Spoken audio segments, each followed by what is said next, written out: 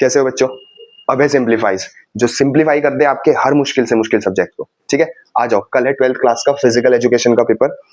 पूरी गिन के 10 यूनिट्स है। ठीक है, अब एक एक एक करके सारी 10 की 10 यूनिट्स के इंपॉर्टेंट निचोड़ को पकड़ते हैं। ठीक है, देखो हमारी जो पहली यूनिट है वो है मैनेजमेंट इन स्पोर्ट्स। देखो बच्चों, एक बात ध्यान से समझो, फिजिकल एजुकेशन का जो पेपर है वो होता है डिस्क्रिप्टिव पेपर। डिस्क्रिप्टिव पेपर का मतलब क्या होता है? दो तरह के पेपर्स होते हैं हमारे। पहला होता है ऑब्जेक्टिव पेपर, दूसरा होता है डिस्क्रिप्टिव पेपर। डिस्क्रिप्टिव पेपर का मतलब होता है हमें थियोरिटिकल यानी हमें आंसर्स को सब्जेक्टिव फॉर्म में लिखना पड़ता है, उसे डिस्क्राइब करना होता है। यानी कि आपसे जो भी क्वेश्चन पूछे जाएंगे आपको उसे पर्टिकुलरली आंसर्स की फॉर्म में डिस्क्राइब करना पड़ेगा। समझ में आ गई मेरी बात? अब देखो, मैं आपको टॉपिक्स बताऊंगा हर यूनिट के कि आपके इस यूनिट का ये टॉपिक बहुत इंपॉर्टेंट है।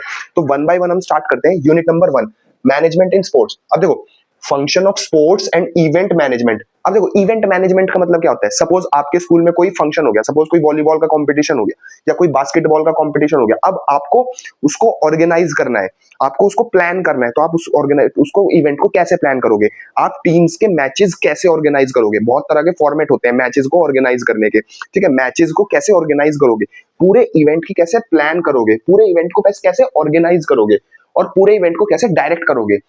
ये वाला टॉपिक आपका बहुत इंपॉर्टेंट है भाई। क्वेश्चन क्या पूछ सकते हैं? ये पूछ सकते हैं कि भाई सपोज आपका वॉलीबॉल कंपटीशन है या बास्केटबॉल कंपटीशन है and you are the head of the department, आप स्पोर्ट्स डिपार्टमेंट के हेड हो, तो आप पूरे इवेंट को कैसे प्लान करोगे? इसको बोलेंगे function of sports and event management, planning, organising and directing the event. Next, various committees and their responsibilities. आपकी बहुत तरह की स्पोर्ट्स की कमिटीज होती है, वो आपकी किताब में देखना, आपकी फर्स्ट यूनिट में बहुत तरह की कमिटीज दी हुई है। आपको उन कमिटीज के उनकी क्या क्या रिस्पॉन्सिबिलिटीज है वो पढ़नी है, वो बहुत इंपॉर्टेंट है। और थर्ड टॉपिक बहुत इंपॉर्टेंट है, community sports programme. Community sports programme का मतलब क्या होता है? कम्युनिटी स्पोर्ट्स प्रोग्राम का मतलब होता है सपोज आज 29 अगस्त है, 29 अगस्त को होता है नेशनल स्पोर्ट्स डे। तो एक प्रोग्राम हो गया। अब इस पे हम क्या क्या इवेंट्स ऑर्गेनाइज करा सकते हैं? स्पोर्ट्स डे पे भाई कुछ रन फॉर यूनिटी करा दिया, रन फॉर हेल्थ करा दिया, रन फॉर फन करा दिया। तो ये हो गए कम्युनिटी प्रोग्राम। ऐसे प्रोग्राम जिसमें पूरी एक सोसाइटल कम्युनिटी इंडल्ज होगी, ऐसे प्रोग्राम्स को हम बोलते हैं कम्युनिटी प्रोग्राम्स। अब कम्युनिटी स्पोर्ट्स प्रोग्राम में रन फॉर यूनिटी एक बहुत इंपॉर्टेंट टॉपिक है। ठीक है, 3 ही टॉपिक है पहली यूनिट में। पहली यूनिट बहुत छोटी सी है, पहली यूनिट में सिर्फ ये 3 टॉपिक पढ़ने हैं, function of sports and event management, various committees and the responsibilities और कम्युनिटी स्पोर्ट्स प्रोग्राम, यानी कि कोई कम्युनिटी से related sports programme.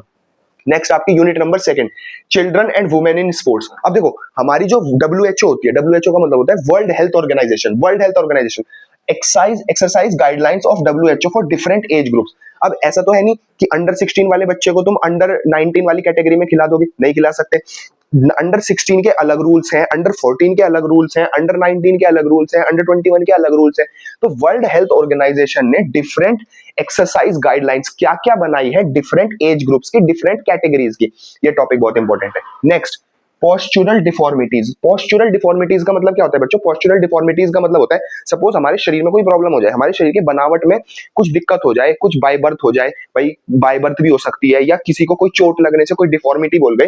Posture, postural का मतलब होता है पोस्चर, हमारे शरीर के पोस्चर में कोई डिफॉर्मिटी आ जाए, ऐसे डिफॉर्मिटीज को हम क्या बोलेंगे? Postural deformities. ठीक है, अब उनमें देखो क्या हो सकती है, नॉक नीज, flat foot, lordosis, scoliosis. Scoliosis और लॉर्डोसिस बहुत ज्यादा इंपॉर्टेंट है। सबसे देखो मैंने अंडरलाइन भी किए हुए हैं, लॉर्डोसिस और स्कोलियोसिस बहुत बहुत ज्यादा इंपॉर्टेंट है।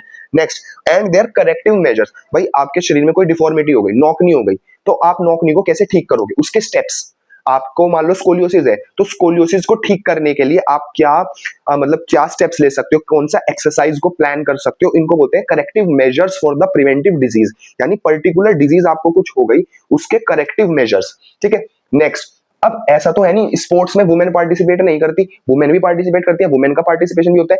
अब वुमेन के साथ कुछ और डिफॉर्मिटीज भी हो सकती है, यानी कुछ और प्रॉब्लम्स भी हो सकती है। अब उनमें से ये तो सबके साथ है भाई, knock knee, flat foot, lordosis, scoliosis, किसी को भी हो सकता है। अब वुमेन के साथ मेंस कैटेगरी से हटा के कुछ 2-3 प्रॉब्लम्स और है। उनमें से जो सबसे 2 इंपॉर्टेंट प्रॉब्लम्स है वो है menarche and menstrual dysfunction. Menarche कैसे होता है, मतलब कॉजेज क्या है, इफेक्ट क्या पड़ेगा उसकी ओवरऑल हेल्थ पे, और उसका मेंस्ट्रुअल एक और प्रॉब्लम है मेंस्ट्रुअल डिसफंक्शन। भाई इससे वुमेन के साइकोलॉजिकल पे, ओवरऑल गेम की परफॉर्मेंस पे क्या फर्क पड़ सकता है। नेक्स्ट, ओस्टोपोरोसिस बहुत बहुत इंपॉर्टेंट है भाई, वेरी इंपॉर्टेंट। इस यूनिट का सबसे इंपॉर्टेंट टॉपिक है ओस्टियोपोरोसिस। ओस्टियोपोरोसिस का मतलब होता है जब आपकी हड्डियां कमजोर हो जाती हैं। अब हड्डियां कमजोर हो गई, अब देखो कॉज, क्या कारण से हुई, इफेक्ट, अगर हड्डियां कमजोर हो गई, ओवरऑल बोन की डेंसिटी कमजोर हो गई, तो बोन डेंसिटी कमजोर होने से क्या इफेक्ट पड़ा। अब वो इफेक्ट मेंटल भी हो सकता है, फिजिकल भी हो सकता है, गेम की परफॉर्मेंस पे भी हो सकता है। ठीक है, समझ पा रहे हो मेरी बात। सिम्टम्स, अगर आपको ऑस्टियोपोरोसिस है, आपकी बोन डेंसिटी कम हो जाए, आपको कुछ दिक्कत हो जाए, तो क्या सिम्टम्स देखे जा सकते हैं। एंड क्योर, भाई अब कोई बीमारी हो गई तो हमें उसे ठीक तो करना पड़ेगा। अब हम उसको क्योर करने के लिए उसके क्या प्रिवेंटिव मेजर्स, उसको बीमारी को ठीक करने के लिए क्या क्या चीजें कर सकते हैं, उसको बोलेंगे क्योर। यानी कि देखो, मेरा ये टॉपिक समझाने का मतलब ये है कि आपको अगर क्वेश्चन आ जाए व्हाट इज ऑस्टियोपोरोसिस, तो आपको लिखना पड़ेगा ऑस्टियोपोरोसिस क्या है, ऑस्टियोपोरोसिस के कॉज क्या है, भाई क्यों हुआ ऑस्टियोपोरोसिस, ऑस्टियोपोरोसिस का इफेक्ट क्या पड़ा। ठीक है, समझ में आ गई मेरी बात। इफेक्ट क्या है, इफेक्ट से सिम्टम क्या दिखाई दिया। अब सिम्टम्स, अब हमने समझ लिया कि हमारी ये बीमारी डायग्नोज हो गई, अब इस बीमारी को हम ठीक कैसे करते हैं, उसको बोलेंगे क्योर। यानी कि कोई भी आंसर, मेरी बात बच्चों बहुत ध्यान से एक बात समझना, कोई भी आंसर लॉन्ग फॉर्मेट में नहीं लिखना। लॉन्ग फॉर्मेट का मतलब पैराग्राफ भर के आगे नंबर नहीं लिख, मजा नहीं आएगा उसको लिखने में। आप पर्टिकुलर पॉइंट्स बना के आओ, पॉइंट्स को अंडरलाइन करके आओ। मान लो यही क्वेश्चन आ जाए, what do you mean by osteoporosis and how you can cure osteoporosis. अब ऑस्टियोपोरोसिस क्या है, पहला पॉइंट, इसकी डेफिनेशन हो गई। सेकंड पॉइंट, भाई क्या हुआ, मतलब ऑस्टियोपोरोसिस क्या है, भाई बोन डेंसिटी कमजोर हो गई। कॉज, क्यों हुआ भाई ऑस्टियोपोरोसिस। इफेक्ट, क्या इफेक्ट पड़ेगा, मेंटल पे क्या इफेक्ट पड़ेगा, फिजिकल पे, गेम पे क्या इफेक्ट पड़ेगा। पॉइंट नंबर 3, सिम्टम्स, क्या सिम्टम्स उस बच्चे में या उस इंसान में देखे जा सकते हैं जिसको ऑस्टियोपोरोसिस है। और लास्ट में क्योर, क्योर कैसे हम इस बीमारी को ठीक करेंगे। हो गए 5 पॉइंट। 5 पॉइंट का मतलब 5 नंबर, यानी कि आपका एक पेज कवर हो गया और कोई भी आपका आधा नंबर नहीं काट सकता। समझ पा रहे हो मेरी बात। अब आ जाओ फटाफट थर्ड यूनिट पे। थर्ड यूनिट है हमारी yoga as preventive measures for diseases. अब योगा से हम कुछ डिजीजेस को ठीक कर सकते हैं, ये बहुत आसान यूनिट है। अब मैंने कुछ डिजीजेस का नाम लिखा हुआ है भाई। ओबेसिटी, ओबेसिटी मतलब होता है जरूरत से ज्यादा मोटापा हो जाना, डायबिटीज, शुगर हो जाना, ठीक है, अस्थमा, हाइपरटेंशन, अर्थराइटिस। अब ये कुछ बीमारियों के नाम है। अब योगा इनमें कैसे हेल्प कर सकता है, योगा हमें इसमें कैसे हेल्प कर सकता है, बिल्कुल सेम चीज है।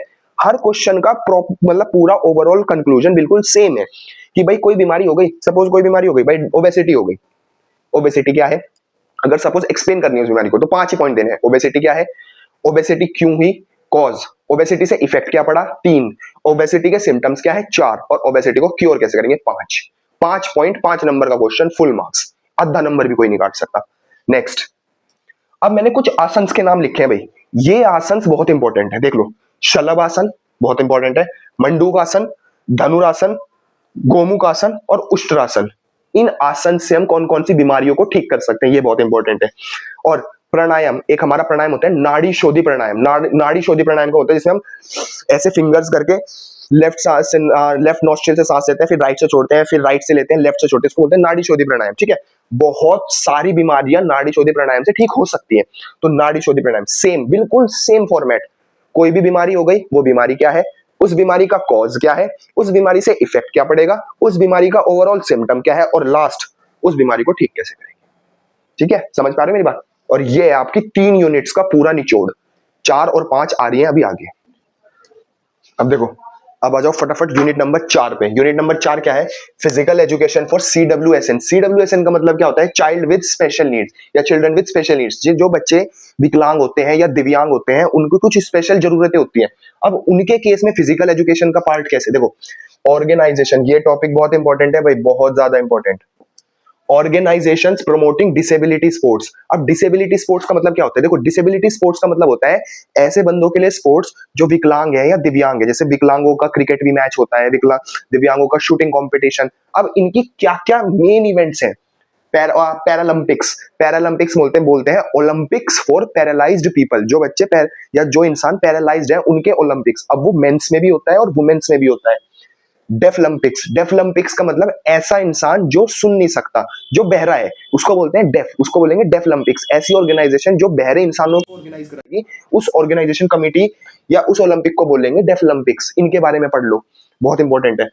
Strategies to make physical activities accessible for children with special need. देखो इस टॉपिक का मतलब क्या है, हम जो बच्चे जो विकलांग हैं, जो दिव्यांग हैं, या जैसे जिन बच्चों स्पेशल चाइल्ड, जिनको बोलते हैं स्पेशल चाइल्ड, जो स्पेशल चाइल्ड है उनके स्पेशल स्कूल्स भी होते हैं। तो ऐसे बच्चों के लिए हम फिजिकल एक्टिविटीज को कैसे प्रमोट कर सकते हैं, उन तक फिजिकल एक्टिविटीज कैसे पहुंचा सकते हैं, उन तक हम डिफरेंट गेम्स को कैसे एक्सेसिबल करा सकते हैं। डिस्क्रिप्टिव 5 पॉइंट, बस 5 पॉइंट, सेम चीज करनी है भाई। मान लो आपको इसके बारे में लिखना है, आपको डिसेबिलिटी स्पोर्ट्स के बारे में लिखना है। डिसेबिलिटी स्पोर्ट्स का मतलब क्या है? ऐसा स्पोर्ट्स जो डिसेबल्ड पर्सन के लिए करा जाए। दूसरा, कौन सी ऑर्गेनाइजेशन कमिटी वो स्पोर्ट्स को हेल्ड करेगी, उसके बारे में 2 पॉइंट लिख दिए, 3 पॉइंट हो गए। अब कौन कौन से स्पेशल इवेंट्स उनके लिए कराए जाते हैं, जैसे कि पैरालंपिक्स हो गया, Paralympics for main, Paralympics for women हो गया, 4 पॉइंट हो गए। और लास्ट में एक कंक्लूजन लाइन, कंक्लूजन लाइन क्या दे सकते हैं कि हम इन बच्चों के या इन चाइल्ड्स के जो स्पेशल नीड्स की जिनको रिक्वायरमेंट है, उनको और आगे कैसे प्रमोट कर सकते हैं। आपके 5 पॉइंट, 5 नंबर का question cover. Unit number 5, sports and nutrition, बहुत बेसिक सी यूनिट है, बचपन से पढ़ते आ रहे हैं बायोलॉजी में। Balance diet, what is balance diet? एक ऐसी डाइट जिसमें सारी तरह के हमारे विटामिन एंड मिनरल्स अवेलेबल है, विटामिन, मिनरल्स, कार्ब्स, प्रोटीन्स, एक ऐसी डाइट जिसमें हर तरह के सोर्सेज ऑफ न्यूट्रिएंट जो हमारी बॉडी के लिए एसेंशियल है वो सब अवेलेबल है। एक बैलेंस डाइट क्या है, उसकी इंपॉर्टेंस क्या है। Next, macro and micro nutrients क्या है? देखो न्यूट्रिएंट्स भी बहुत तरीके के होते हैं, जैसे बहुत तरह के विटामिन होते हैं ना भाई, vitamin A, vitamin B, vitamin C, ऐसे न्यूट्रिएंट्स भी बहुत तरह के होते हैं, मैक्रो एंड माइक्रो न्यूट्रिएंट्स। और उनके क्या क्या रिसोर्सेज, रिसोर्सेज का मतलब होता है वो हमें कहां से अवेलेबल हो सकते हैं। रिसोर्सेज का मतलब क्या होगा, वो सोर्सेज हमें कहां से अवेलेबल होगी। और लास्ट, बहुत इंपॉर्टेंट छोटा सा topic, importance of diet during sports and competition. भाई मान लो आपका वॉलीबॉल का कंपटीशन है, या मान लो आपका कोई इवेंट है, आपका 100 मीटर रेस का इवेंट है, तो आप कैसे अपनी पूरी डाइट प्लान करोगे, आप डाइट को स्पोर्ट्स के दौरान अपने क्या क्या डाइट को प्रेफर करोगे, कौन कौन से ऐसे फूड्स लोगे जिसमें ज्यादा प्रोटीन हो। भाई प्रोटीन हमारी बॉडी बिल्डिंग में काम आता है, एक्सेस एक्टिविटी करने में, परफॉर्म करने में हेल्प करता है। तो ऐसे कौन कौन सी डाइट प्लान हम बना सकते हैं। भाई डाइट प्लान का क्वेश्चन आ गया, तो हमारा जो इवेंट है उसके अकॉर्डिंग हम अपने डाइट को कैसे इंप्रूव कर सकते हैं, उससे हम कौन कौन से बेनिफिट्स उठा सकते हैं। अब वो डाइट हमें मेंटली और फिजिकली कैसे स्ट्रॉन्ग करेगी, उसके बारे में 2 पॉइंट हो गए, 5 पॉइंट। और इसी की तरह आपकी हो गई 5 यूनिट्स कंप्लीट। अब बचती है 5 यूनिट, वो आपको मिलेगी नेक्स्ट वीडियो में। इस 5 वीडियो की प्रैक्टिस कर लो और शेयर कर दो अपने सारे दोस्तों में जो 12th में जिनका कल फिजिकल एजुकेशन का एग्जाम है।